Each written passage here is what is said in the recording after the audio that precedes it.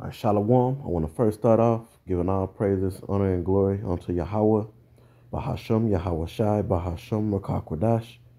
Double honors to the elder high priest, the teachers of our apostles, as well as our apostles and elder bishops at Great Millstone. Okay. Peace and blessings unto the 144,000 and the rest of the elect of the nation of Israel. This is the brother Abadia from the GMS Houston camp. And I'm here with another video. And I did a video based upon Proverbs 14 and 11 yesterday, or maybe a little over a day ago. And I seen this verse, verse 13, Proverbs 14 and 13. I wanted to go into that verse, and I'm going to go into it here in just a little bit because, you know, me and some other brothers in the camp will say, like when we end in fellowship, we'll make certain little statements like back to hell, or that spirit of not wanting to leave each other. You know, when we fellowship or camp day or class or you know, whenever we get together, you know, or even if we watching maybe watching a video, you know, watching different videos, whether it be a street speaking or a video brother put up, you know, it'd be like it's like when you in that moment of watching a video or you watching the, you know, it's a street speaking or you fellowshipping class, whatever it may be,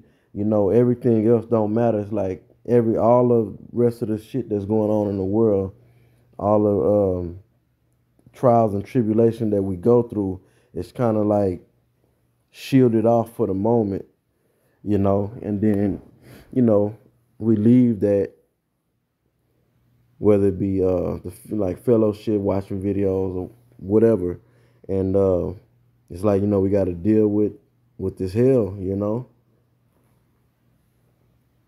and I thought this would be, you know, this scripture really fit that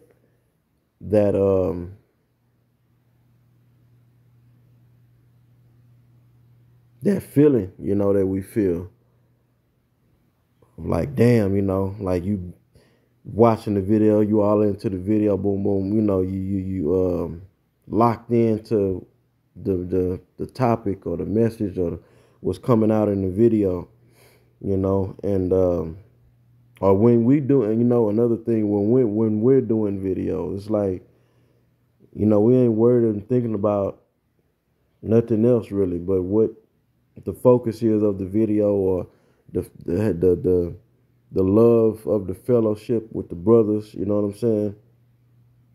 And everything else is kind of, we're not mentally or spiritually there at the time, you know. Then like we break up, we got to go back, deal with our family, deal with the job, whether you own a business, you know, and deal with Esau's wicked world that he's set up, you know, society that he set up. It's like all hell, you know. I want to start with this scripture. Actually, I'm going to start right here. St. John 33 and 33. I'm sorry, St. John 16 and 33. It says, "These things have I spoken unto you, that in me you might have peace. In Yahweh we might have peace." In which right now we are dealing with Yahweh through the Spirit, through the wisdom, knowledge, and understanding of the scriptures, through and which is prayer is a big part of that. Okay, and we're waiting to physically, you know, meet them. That's the marriage in the air, you know, being delivered from this shithole, this hellhole that we're in right now. Okay, and part of the wisdom and knowledge and understanding is the brotherhood, the work of the ministry. You know, when we get together in a fellowship, the scriptures say, forsake not the assembly. You know, so we're supposed to be getting together and dealing with each other. Um, when we're reading, studying, that's another thing. I didn't mention that. When we're reading and studying, you kind of zone out from the. That's a good way to put it. We can zone out from the stresses and the problems, the trials and the tribulations. We kind of like go in a trance in a sense, you know, and reading and studying and getting into that part of the work also is a way where we leave this place in a sense. Then when we done with it, it's like we back dealing in this hell, But we're at peace at those times that we're at peace, you know. But it's a balance to it. We ain't always at peace. The Most High is about balance. We're at peace when we're dealing inside this, this truth. As far as the examples that I mentioned, all right. And then we got to go out and be on the job. Yeah, we're meditating about this truth still, that we're dealing with these elements of the world, right? So the scriptures say, "In the world you shall have tribulation." So you see. I read it again. "These things have I spoken unto you, that in me ye might have peace. In the world you shall have tribulation, but be of good cheer." So ultimately, yeah, we know that the kingdom is coming. It's right around the corner. So ultimately, we're happy, we're glad, we're cheerful that this ain't always going to be the case, that we're in this fucked up position and condition in the earth, Yahweh shall say, I have overcome the world. So this leads me to the next verse, back in Proverbs. This is out of the wisdom, out of the mouth of King Solomon, the wisdom of King Solomon, which is Yahweh Shai, okay, in the reincarnation, or through reincarnation. It says, even this is Proverbs 14:13. "Even in laughter, the heart is sorrowful." And it can even happen like that. It's kind of like we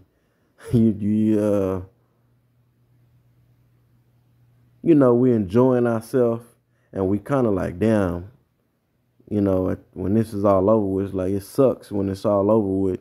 I'm talking about an example of like we fellowshipping, or camp is over with and we part our ways or whatever. We may go get a bite to eat, and then we part our ways, and then or we make fellowship, then after camp, then part ways. And it's kind of like towards the end, it's like, damn, you're having a good time with laughing and with the brothers and all that, and enjoying that. And then it's kind of like, damn, this whole setup is all fucked up, because it's like we know that what the end is going to be, but we still have to deal with the now, which is hell. We're dealing with hell, man. That's why Paul said, let's bring that out real quick. Acts 13:22, I believe. Or maybe for Acts 14:22. I'm gonna let the scripture speak. It says, "Confirming the souls of the disciples and exhorting them to continue in the faith." Let me read that slower. "Confirming the souls of the disciples and exhorting them to continue in the faith, that we must through much tribulation enter into the kingdom of Yahweh Ba'ashem Yahweh Shai." Okay, so we're going to catch hell one way or the other, and certain brothers catching different levels of hell that's suitable for each brother, because the Most High say that he's not going to put more on a brother than he can handle. You know, certain brothers can handle more. You know, we were all given different portions of the spirit. So but we all catching hell, and the longer you in this thing, you the men that were in, came into the fold of this truth before you, they've been through all the stuff you've been through. So it's like we all going through the same shit. It may take place at different times. Um, and then in certain situations it just may be different. We catch different hells, different problems and shit going on in our life. So part of being in this truth, as we know, is going through trials and tribulations, hard times, turmoils, however you want to, all these different, these different words, however you want to say it, Going back to Proverbs 14 and 13, it says, even in laughter, the heart is sorrowful. I just gave an example, and you have it because we're in this body, we're in this flesh, and we're under the rulership of the wicked. All the scriptures say all his ways are grievous unto us. I believe that's in Psalms the 10th chapter. It says, and the end of that mirth is heaviness. And I'm giving them examples that I've given in this video, man. Get done with a fellowship, or it may be a phone call. You on the phone with a brother, you damn near don't want to get off the phone. In some cases, it just depends. And you like, you're on the phone, y'all locked in and zoned out, Then you get off that phone, and then sometimes you don't want to get off the phone, And back to hell, back to the heaviness, because it's there, it's waiting on you. It's kind of like the Most High give us a break in this condition we're in, these hellish conditions that we're in, through these avenues of us being in the truth, But at the end of it, we still here, man. Still got to deal with it. So, we can't wait till the kingdom get here, man. Until it's all over with. Now I'm gonna end on this verse, and it's coming, man. It's coming, but we gotta go through holy hell, and the worst is yet to come. Revelation 21:4 says, "And Yahweh, by Hashem Yahweh shall wipe away all tears from their eyes." And this is talking about us, the Israelites, starting with the elect, especially if you read from the top of this chapter. Start from the first verse. But I'm just hitting this point. Just talking about us, the Israelites, starting with the elect, the ones that was delivered from tribulation, from destruction. It says, and there shall be no more death, because we're going to live forever, because we're going to have the new covenant, new bodies that are compatible with perfection and keeping the law, statutes, and commandments perfect. Okay? Death came through sin. It tells us that in 1 Corinthians, the 15th chapter, towards the latter end of the chapter. It says, neither sorrow nor crying, neither shall there be any more pain. See? Getting hurt. Literally, no more pain. And that other pain, too, where your mind is hurt. When people say you're hurt, their heart is hurt. Well, yeah, people, and being